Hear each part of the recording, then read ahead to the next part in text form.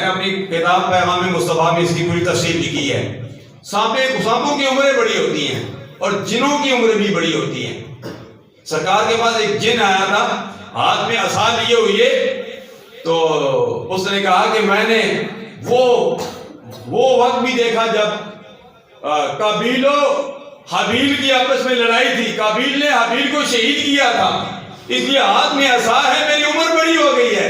یا رسول اللہ، میں نے رب کی بارگاہ میں عرض کی مجھے اتنی عمر دے آخر زمان نبی کو دیکھ بھی سکوں اور ان کے سامنے کلمہ بھی پڑھا۔ سبحان اللہ۔ اس جلد نے سرکار کے سامنے کلمہ بھی پڑھا اور سرکار سے قرآن مجید کی تعلیم بھی حاصل کرنے کے لیے آیا کرتا تھا۔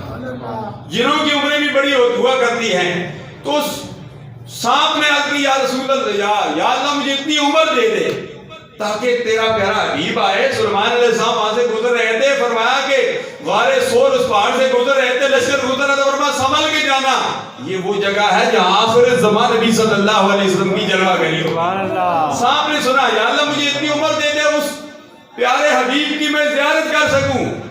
اللہ وہ وقت آیا، صدیق اکبر نے تمام صرافوں کو بند کر دیا، ہجرت کی رات